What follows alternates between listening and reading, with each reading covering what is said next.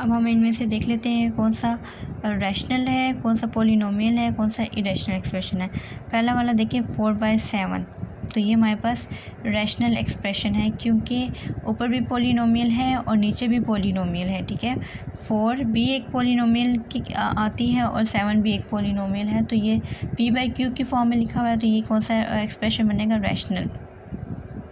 अगला देखिए x और √x+3, तो ये इरेशनल है क्योंकि यहाँ पे वेरिएबल अंडर रूट में आ गया है, तो ये पॉलिनोमियल नहीं है। ऊपर तो पॉलिनोमियल है बट डिनोमिनेटर में पॉलिनोमियल नहीं है, तो ये हमारे पास इरेशनल एक्सप्रेशन बनता है।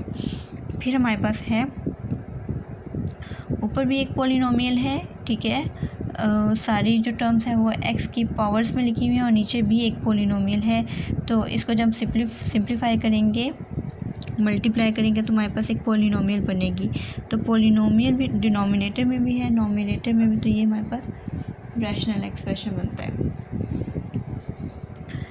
ये वाला हमारे पास इरेशनल बनता है क्योंकि इसमें जो वेरिएबल्स हैं वो कोफिशिएंट्स हैं वो किस फॉर्म में है, अंडर रूट की फॉर्म में है, यानी इरेशनल है। ठीक है, तो इरेशनल हमारे पास कोफिशिएंट्स हैं, तो ये हमारे पास पॉलिनोमियल कौन सी बनेगी, इरेशनल बनेगी, पॉलिनोमियल नहीं बनेगी बल्कि ये इरेशनल एक्सप्रेशन बनेगा। इसी तरह फिफ्थ वाला अगर आप देखिए, इसमें भी वेरिएबल जो है वो अंडर रूट की फॉर्म में आया है, तो ये हमारे पास इरेशनल एक्सप्रेशन बनेगा।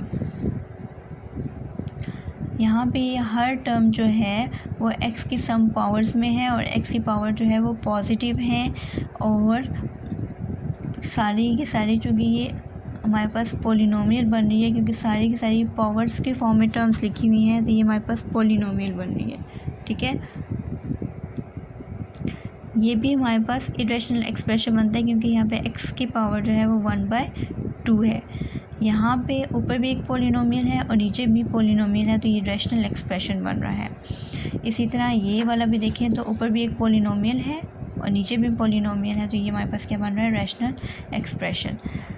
क्वेश्चन नंबर 2 है, से येस और know whether each phrase is a rational expression, यानी इनमें से जो रैशनल एक्सप्रेशन है उसको हमने येस कहना है और जो रैशनल एक्सप्रेशन नहीं है उसको हम नो कहेंगे।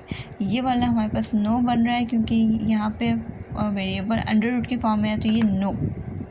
यहाँ पे भी अगर आप देखें तो ये येस बन रहा है क्योंकि दोनों जो हैं वो रैशनल नंबर्स बन रहे हैं। ठीक है, ऊपर भी एक रैशनल है और नीचे भी रैशनल है। और ये वाला नो, बिकॉज यहाँ पे देखें डिनोमिनेटर में हमारे पास पॉलिनोमियल नहीं है क्योंकि यहाँ पे वेरिएबल अंडर रूट में आ गया है और वेरिएबल की पावर जो है पॉजिटिव होनी चाहिए, जबकि पॉजिटिव इंटीजर होनी चाहिए, जबकि यहाँ पे ये इंटीजर नहीं आ रही है। ये हमारे पास रैशनल एक्सप्रेशन है। ठीक है, ये हमारे पास रैशनल एक्सप्रेशन नहीं है बिकॉज ऑफ द कांस्टेंट हमारे पास इरेशनल है। यहाँ पे ये हमारे पास रैशनल एक्सप्रेशन है। इसको मल्टीप्लाई करेंगे तो हमारे पास पॉलिनोमियल आ जाएगी, ये भी पॉलिनोमियल है, तो ये हमारे पास रैशनल एक्सप्रेशन है।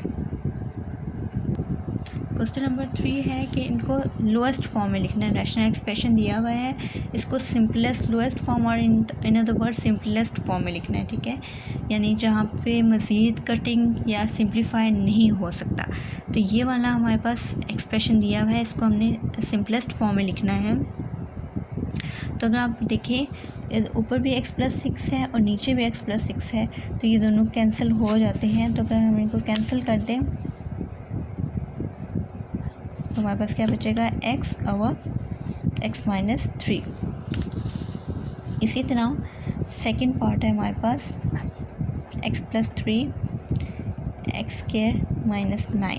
अब इस x²-9 को मैं साइड पे लिख रही हूँ, x²-9 इसको मैं लिख सकती हूँ x की होल पावर स्क्वायर -3 की पावर स्क्वायर। ठीक है, 9 ही आएगा। ठीक है, तो ये दोनों जब इसके फार्मूला खुलेगा x-3 इंटू x+3, मैं ऐसे लिख सकती हूँ ना, x²-9 की जगह लिख सकती हूँ x-3 x+3। ये फार्मूला लगा है कौन सा, a² - b² is equal to a + b into A minus B. तो यहाँ पे जो हमारे पास था इसको हम सिंप्लीफाई कर देते हैं। x प्लस 3 ऊपर वाला नोमिनेटर ऐसे रहा, ये जो डिनोमिनेटर था इसको मैंने सिंप्लीफाई करके ये लिखा है, तो इसकी जगह मैं ये लिख देती हूँ, ठीक है। इसकी जगह ये लिख दिया, ऊपर x प्लस 3 था, ये और ये कैंसिल हो जाएगा। ऊपर क्या बचा, जब कटिंग होगी तो ऊपर सिर्फ 1 बच गया और नीचे क्या आ गया, x माइनस 3। तो ये हमारे पास सिंपलेस्ट फॉर्म में आ गया है। इसे मज़ीद इसको सिंप्लीफाई हम नहीं कर सकते। इसी तरह इसका थर्ड पार्ट है 8x² minus x over 8x minus 1। अगर आप नोमिनेटर को देखें तो यहाँ दोनों टर्म्स में x कॉमन आ रहा है, तो x को अगर मैं कॉमन ले रहा हूँ तो यहाँ पे 8 एक x बाहर ले गया और एक ही x यहाँ पे बचा, क्योंकि स्क्वायर है तो 2x होंगे, एक को बाहर कॉमन ले लिया तो अंदर सिर्फ एक बचा, माइनस एज इट इज़ बचा, और x चूँकि बाहर कॉमन ले लिया तो यहाँ पे क्या रह गया 1, और नीचे ये ऐसे रहेगा। अगर आप दोबारा ऊपर देखें, इस दोबारा x को अंदर मल्टीप्लाई करें तो क्या आ जाता है 8x², यही टर्म आ जाती है, माइनस x यही आ जाता है, ठीक है। तो कॉमन लेने के बाद जब दोबारा मल्टीप्लाई करें तो दोबारा हम पिछले स्टेप में वापस जा सकते हैं, तो ये दोनों एक कैंसिल हो जाएंगे, तो ये क्या बचेगा, सिर्फ x बच जाएगा। फोर्थ पार्ट देखते हैं हम इसका।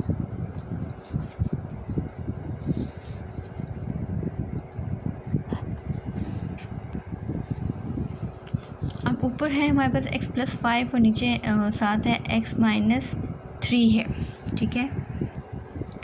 ऊपर हम लोग ऐसे ही रहने देते हैं x प्लस 5 और x माइनस 3। नीचे जो ये है इसको हम लोग सिंप्लीफाई कर लेते हैं। इसके लिए आपको ये याद रखना पड़ेगा कि ये जो दरमियान वाली टर्म है ये है 2x और जो साइड वाली है वो क्या है 15। अब हमने कोई से इस दरमियान वाली टर्म की जगह कोई से ऐसे दो नंबर लिखने हैं जिनको मल्टीप्लाई करूँ तो मेरे पास 15 आए, और प्लस माइनस करूँ या प्लस करूँ या माइनस तो मेरे पास 2 आए, ठीक है।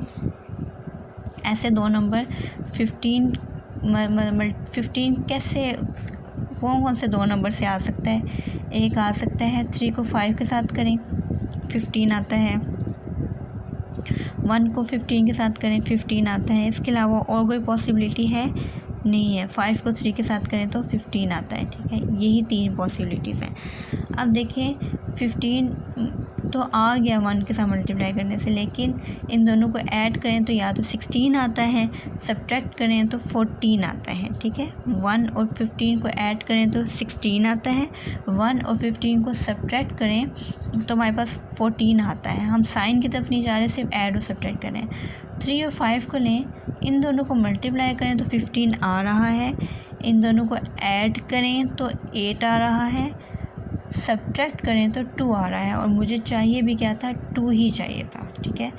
तो मैं 3 और 5 को ले सकती हूँ क्योंकि इन दोनों को मल्टीप्लाई करने से 15 आ रहा है, सब्ट्रैक्ट करने से क्या आ रहा है 2 आ रहा है। अब मुझे खाली 2 नहीं चाहिए बल्कि +2 चाहिए, तो +2 कैसे आएगा, अगर 5 के साथ, क्योंकि बड़े के साथ जो साइन होता है वही साइन आता है आंसर में।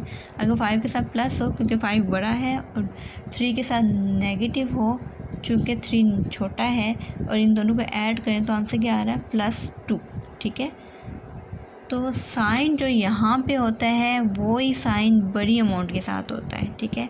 यहाँ पे +2 है तो बड़ी अमाउंट के साथ क्या होगा, प्लस होगा।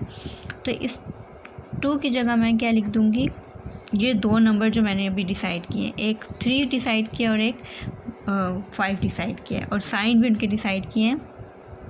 x² माइनस 3x इस 2x की जगह, चूँकि 2x है तो साथ x लगाना पड़ेगा, प्लस 5x माइनस ये तो शुरू वाला और आखिरी नंबर वही रहा। ये जो 2x था इसकी जगह मैंने -3x और 5x लिख दिया, ठीक है। अब इसको हम सिंप्लीफाई कर लेंगे। ऊपर वाला तो ऐसे ही रहेगा, नीचे वालों में से इन दोनों से कॉमन ले लेंगे, इन दोनों से कॉमन लिया तो x कॉमन आ गया, x -3 अंदर आ जाएगा। यहाँ से 5 कॉमन लिया तो यहाँ पे x -3 आ गया, ठीक है। अब दोबारा कॉमन लेंगे इन एक ये टर्म है और एक ये टर्म है, इन दोनों टर्म में x माइनस 3 कॉमन है, इन दोनों से x माइनस 3 कॉमन ले लिया, यहाँ से x माइनस 3 बाहर चला गया तो यहाँ पे सिर्फ क्या बचा x, यहाँ से x माइनस 3 कॉमन ले लिया तो यहाँ पे क्या बचा सिर्फ 5। ठीक है, तो इसको सिंपल फॉर्म में लिख लेते हैं।